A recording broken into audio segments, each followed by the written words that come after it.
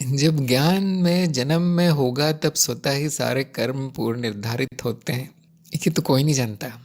अगर पूर्व निर्धारण है तो वो भी माया है, और अगर आपके इच्छा अनुसार कर्म हो रहे हैं वो भी माया है। ज्ञान में जन्म होगा तो यही होगा कि मैं करता नहीं हूँ, कोई कर्म मेरा नहीं है। अब पूर्व निर्धारित हुआ किसी के भी हो, कोई चिंता नहीं है। अगर वो मान के बैठा है कि सब पूर्व निर्धारित है तो वो अज्ञानी है। फिर ज्ञान में जन्म कैसे हुआ? फिर उस जन्म को ज्ञान में जन्म होना नहीं कहेंगे। इस बारे में विचार कीजिए। आदि प्रकाश ने कहा है, मैंने जिस व्यक्ति का उल्लेख किया है कभी कभी प्रयोजन युक्त कर्म में भी प्रकट होती हुई प्रतीत होती है। कोई बात नहीं, आपको चिंता करने की ज़रूरत नहीं है। जो कर्म आवश्यक है वो विरक्ति होने के बाद भी होकर रहेगा। जो आवश्यक है वो हमारे बस में नहीं है, मनुष्य के बस में नहीं है, वो होकर रहता है। जैसे कोई बीमार हो गया, वो बोलेगा ये सब तो माया है, मिथ्या है, मैं तो विरक्त हूँ, कौन इलाज करवाए। विरक्ति आ गई। लेकिन आप देखेंगे वो 2-3 दिन वैसा रहेगा, उसके बाद उसको इलाज करवाना ही पड़ता है। दर्द बढ़ जाता है, दुख बढ़ जाता है, सारे काम रुक जाते हैं, यहाँ तक कि चिंतन मनन ज्ञान भी सब गायब हो जाता है छूमंतर। तो वो कुछ करता है, स्वस्थ होता है, वापस विरक्ति में आता है। फिर क्यों? वो ज़रूरी था, वो ज़रूरी था। इसी तरह से कोई कर्म बंधन है, अब कितना भी विरक्त हो जाए, नहीं मुझे नहीं चाहिए, मुझे नहीं चाहिए, ये सब कर्म बंधन है, वो उसका निपटारा करना ही पड़ता है, कितना भी विरक्त हो जाए। जो ज़रूरी है वो होकर रहता है, इसलिए चिंता की बात नहीं है। अब यहाँ पे ये ध्यान रखना है कि मेरा तो कुछ नहीं है, मेरा तो कर्म नहीं है, ये सच्ची विरक्ति है। अरे ये कर्म क्यों नहीं हो रहा, होना चाहिए था, मेरी विरक्ति कारण नहीं हो रहा, अब मेरा क्या होगा? ये विचार अज्ञान के है, ये सच्ची विरक्ति नहीं है, ये आलस है। ये विरक्ति नहीं है, ये आलस है कि मैं आध्यात्मिक हूँ इसलिए कुछ नहीं करूँगा आज से। ये तो अज्ञान है। तो जो आवश्यक कर्म है उसकी क्या परिभाषा है कि उसको टाला नहीं जा सकता, वो होके रहता है। जैसे मैं एक उदाहरण देता हूँ जो शायद कोई मानेगा नहीं, शायद विश्वास नहीं करेगा, कि जैसे बीमार व्यक्ति का उदाहरण दिया है।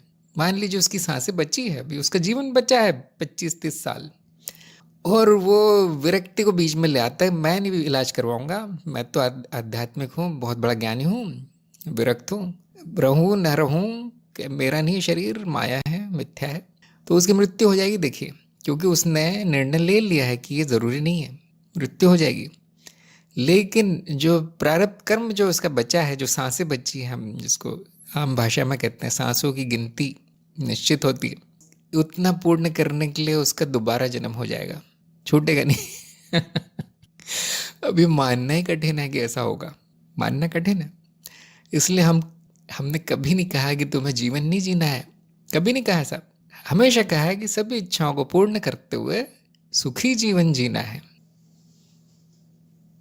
कौन निर्धारित करता है कौन सी इच्छा पूर्ण होगी, क्या जरूरी है, क्या आवश्यक है? साधक स्वयं निर्धारित करता है। उसका मन कहेगा ये जरूरी नहीं है, हाँ तो नहीं करना है फिर। और आप देखेंगे मन कुछ भी कहता रहे, जो जरूरी है, जो आवश्यक है, वो होकर रहता है। इससे क्या सिद्ध होता है? मनुष्य करता नहीं है, मनुष्य के हाथ में कुछ नहीं है, उसके कोई कर्म है नहीं, वो मशीन है। कर्म मनुष्य को चलाते हैं, मनुष्य कर्म नहीं करता। कर्म मनुष्य के माध्यम से प्रकट है। बहुत कम लोग समझेंगे, फिर भी मैंने संकेत किया है, आप सब इस पर विचार कीजिए।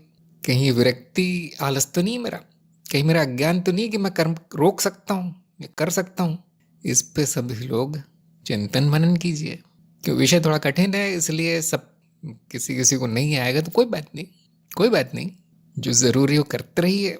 ये बात महत्वपूर्ण है, ये याद रखना ज़रूरी है।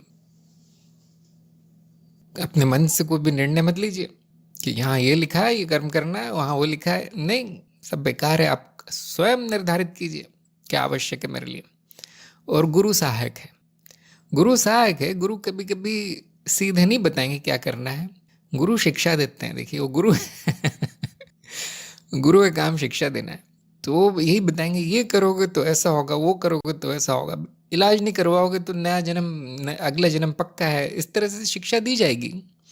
लेकिन निर्णय लेकर नहीं देगा कोई।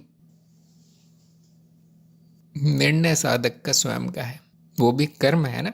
तो पूरी तरह जानते हुए कोई करने वाला नहीं है, निर्णय आपको लेना है, कर देना है पूरी तरह जानते हुए। ये बुद्धिमानी है। अब बिल्कुल सही कर्म होगा, जो कर्म ज्ञान से हुआ है, बुद्धि से हुआ है, वो सही होगा। जो इधर उधर सुन के या कुछ मान के कि अब तो मैं विरक्त हूँ, ये सब किया गया है तो कम संभावना है। तो ऐसे धीरे धीरे प्रगति होती है। शुरू में तो सब लड़खड़ाएंगे, कोई गिरेगा, कोई पीछे जाएगा, सब होता रहेगा। यही साधक की यात्रा है। सबकी यात्रा अपनी अपनी है, निजी यात्रा है अध्यात्म। चलते रहिए।